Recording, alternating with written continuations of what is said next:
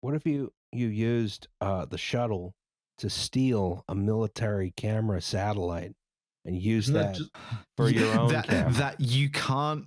Okay, haven't so you just given us the plot of Moonraker? it's the plot of Moonraker. It's also a real thing. Like, I venture to suggest this is an area that like is not widely spoken about for good reason. But like, I would be amazed if no one had come up with the idea of like kidnapping a satellite, or indeed if it hadn't been done already. That was part of the mission parameter for the design of the space shuttle, was that it had to be able to rendezvous with a satellite in an orbit that could only have launched from the Cosmodrome and return to the U.S. Like that was literally one of the missions it was designed to do, was to capture a Soviet satellite.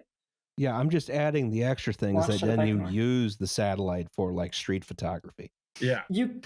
I hate to burst your bubble, but like under 1G of gravity, because satellites are built to be as lightweight as possible, because lifting launch mass is expensive, the structural stability of the camera would be so compromised that you wouldn't have optical alignment under 1G, of course. Sorry. Oh, God damn it. Just me being like, nah, it's fine. I don't need a tripod. Incidentally, I went on a really good podcast called Failure to Launch about the time that the CIA kidnapped a satellite that hadn't even left Earth yet. Jesus. Cool. Right. Actually, it had left Earth. It had come back to Earth, and the Soviets just like put it on like display, and the CIA kind of kidnapped it. It was a interesting story. They Heist music starts playing. I mean, literally. The Huron shuttle, to my knowledge, is still in that like rotting away in a hangar. We could, I thought they just moved it. I'm pretty sure it's going to a museum now. I'm not sure. Well, museum is actually easier to get to rather than a locked hangar. Honestly, it's on display. You can just walk up and scope the place easily. We'll we'll use Mia for local intelligence. We'll use Victoria for our getaway driver. It'll work. I mean, yeah, no, perfect. Next slide, please. I think the first all-trans heist.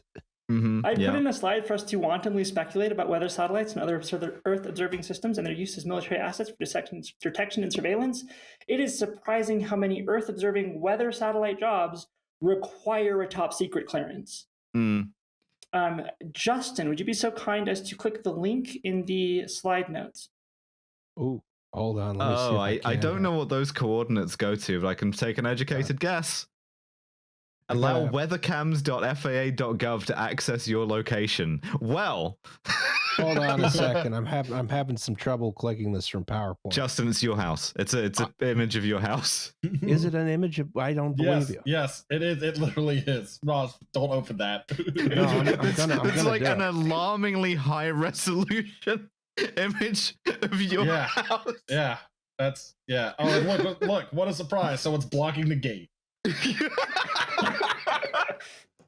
Okay, so like when I say that like the satellites that observe the Earth observe the whole heckin' Earth, like if you have a distinctive hat, we can track you with weather satellites. No military knowledge required. I'm putting military in air quotes here. You can't see it on the podcast because anything that observes the Earth is an intel source, and whether we're looking at like the weather patterns, or we're looking for contrails, or we're looking for soil moisture, or we're looking for like, that's a weird place. It looks like there's tunnels dug underground because there's not enough soil moisture. Man, this is crispy. Right? Oh, that is my house. Yeah, they got this on a big screen in the Department of Energy. 2 people are blocking the driveway. Yeah, they fucking do that. We're getting, bearing in mind that we did Bethnal Green and I nearly doxed Trash Future. The fact that we're getting more and more precise, I'm half expecting to see a slide in the next one that's just in my window, me looking out of the camera, just like, what? In before Justin starts wondering how I knew where he lived. You could probably reverse engineer that if you're enough of a psycho. Just from stuff I posted on Twitter, but that seems relatively easy. But this is okay. So the grill is in the old location. They haven't put the pallets up. The driveway is looking a little nicer than it does right. And this is before I got the benches from June. Okay. I'm not saying you're not a psycho for putting this in. I'm just saying I can see how you did it. I did do the screenshot for a reason. Don't worry about it. I'm not that crazy. But I just wanted to say hi in my own way.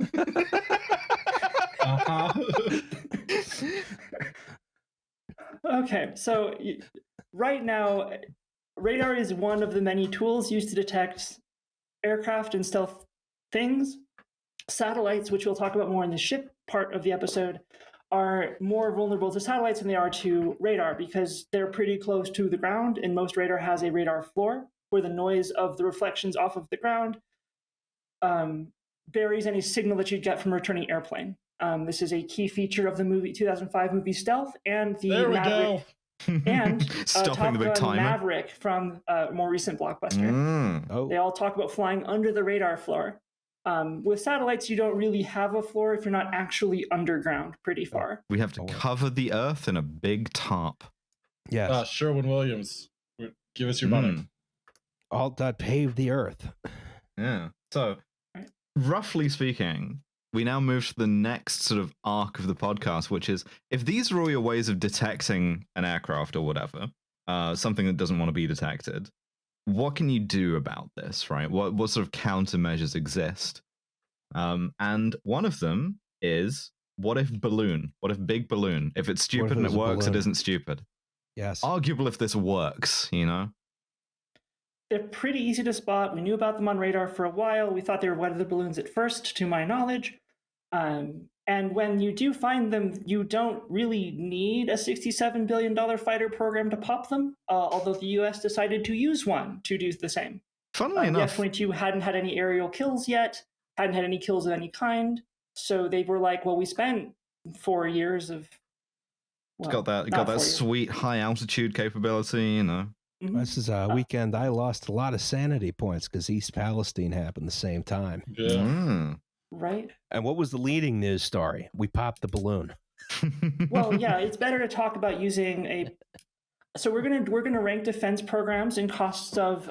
because Americans don't like using real units, we're not going to measure it in billions of dollars. We're going to measure it in years of ending homelessness. So per many news sources, you can check them on yourself or you can ask me directly for them. It would cost less than $10 billion per year to make sure there was not a single homeless person in the US. No one would die of exposure. The social contract would remain intact. This fighter program cost 7 years of ending homelessness in the US, and we have popped 2 balloons with it. I fucking hate this place. I do like about the balloon, right? The idea that, like, clearly the US is not the, like, only military bureaucracy in the world that can waste money, right? And, like, curiously, there is an inversion here because the CIA tried this on China with surveillance balloons before, and it was a massive waste of money. Like, only like 3 of them even got any useful, like, images back. It's very hard to steer a balloon classically. Yeah, and I really love the idea that, like, doing this in reverse is, yeah, partially a provocation maybe, but also just as, like, this shit doesn't work, but we got to preserve our phony baloney jobs, you know? This is like the United States of America is going to find out why we don't have free healthcare. I see this as the equivalent of, like, throwing spitballs within the UN. Like, yeah, like they're just poking you to annoy you. Like this is a thing that they did. Wet Willy. Like kids' helium balloon with a, like, camera and dangling. America's hilarious overreaction of firing an actual missile at a balloon. That balloon was less expensive than the munition used to down it.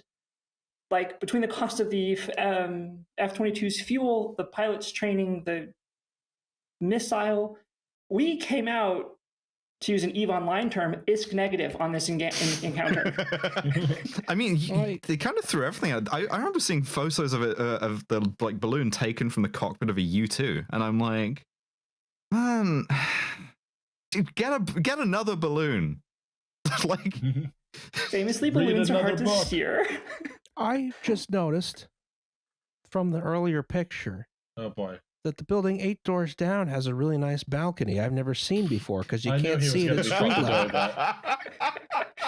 Oh shit, that is a really nice balcony actually. Yeah. Wow. Huh.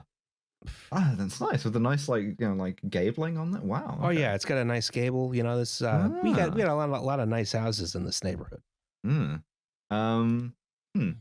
Anyway, this is the funniest reaction anyone's ever had to being doxxed. Next slide, please. So look, there were 2 ways it could go, and one of them involved me screaming and shutting down the podcast. So, yeah. This isn't exactly related. I just wanted to talk about it. This is the X-37B. What the hell is Joe Biden building in there? Like, what the hell? What the hell are they do? I know. This is solid block of Kerrygold. putting one into an eccentric orbit. No, I know this is a question that cannot be answered, at least by anyone who doesn't want to go to federal prison, right? But what the hell are they doing with this fucking thing? Thankfully, this is an area I've actually got no direct personal knowledge, so I can speculate wildly with the best of them. It's just up there doing stuff. It's personal theory. There are crystalline structures that are difficult to grow under gravity. I also might have read Artemis too recently. I sometimes wish, right, that I'd never gotten mental health. I'd never started posting. I was like fully like on the straight and narrow, so that I could be the like highly cleared cog in the like highly compartmentalized machine, just to satisfy my own personal curiosity about what the hell Joe Biden is putting in space. And now for work, right, I get to talk to people who have been highly cleared cogs in the machine, and they won't tell me either. Fuckers.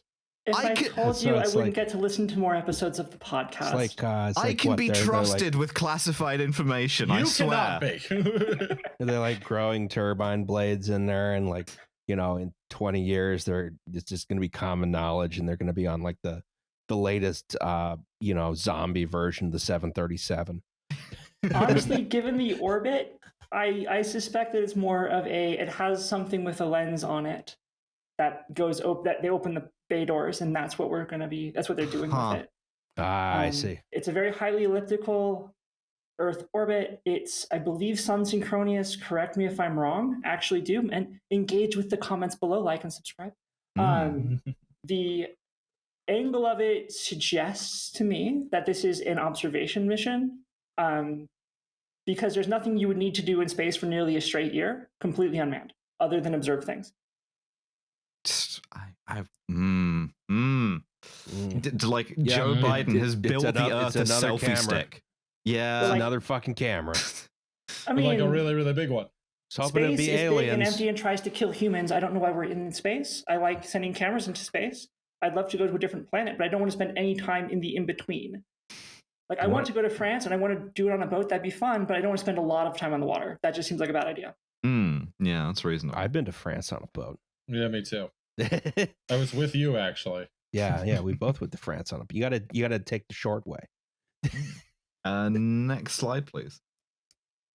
All right, so ways that you can like counter all of these things. Well, the obvious thing, my plane is being seen by people. Don't get seen. Seen. Yeah, so back to camouflage again. Camouflage in the sense of like hiding the thing from sight rather than crypsis. This is the first stealth aircraft in the sense of they painted it slightly differently. I get to talk about Nevo again. It's a beautiful. It's like a dark British racing green. Y'all have good greens over there. Yeah. This is if you missed the camouflage episode, this is Night Invisible Varnish Orford Ness, named for the place where they developed it. They have really good names for stuff as well back in the day. Talked about it on camouflage. The deal is that this makes it like blend into night better. It doesn't really work, is the thing. As far as these things go, this does kind of prefigure the fact that every military aircraft now is painted in a kind of, or is just a kind of like shitty gray color and has a low visibility roundel, which also sucks. So yeah, still state of the art in that sense, I suppose. For our viewers, the hex code for this color is 404735. Nice. Just in case you wanted to type that up and look at it. And this is, to be clear, is like a biplane, like an interwar biplane. Next slide, please.